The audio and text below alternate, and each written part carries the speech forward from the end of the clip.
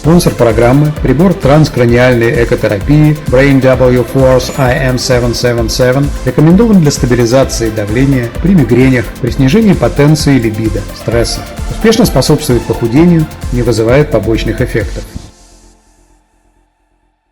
Ассаляму алейкум, дорогие друзья! С вами снова я, злой киргиз Александр Ронкин, и наша программа «Я плакал». Ну, наверное, одной из самых распространенных тем анекдотов являются анекдоты про семейные измены. И именно этой теме мы посвятим нашу сегодняшнюю программу. Я хочу представить вам наших гостей, больших специалистов. По семейным изменам. Нет, не по семейным изменам, хотя, ну, если вы так вот готовы выдать себя на ровном месте, больших специалистов по анекдотам на тему семейных измен, продюсер Сэм Заславский и поэт и писатель, кто там пишет писатель, Марк Котлярский. Не вернусь. Трое мужчин рассказывают друг другу, как они выявляют измену своей жены. Первый говорит, ну, я делаю очень, в общем, все очень грамотно делаю. Когда я нахожусь в поездке, я накупаю своей жене всяких красивых шмоток, дорогих вещей, всяких импортных и прочих,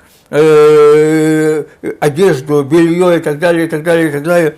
Приезжаю с поездки и вываливаю перед ней прямо вот на нашу семейную кровать.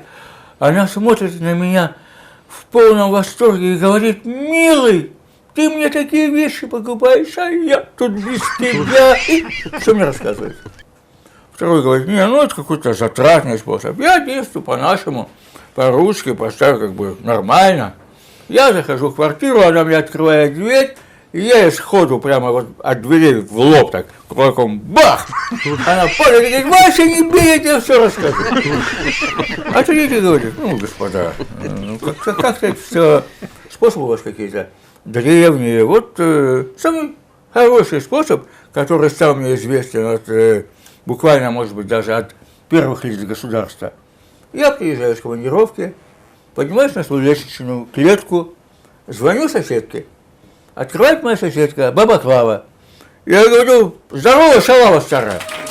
Она говорит: «Что, я шалава старая? Это твоя жена шалава». И всем рассказываю. Итак, господа, семейные измены, господа.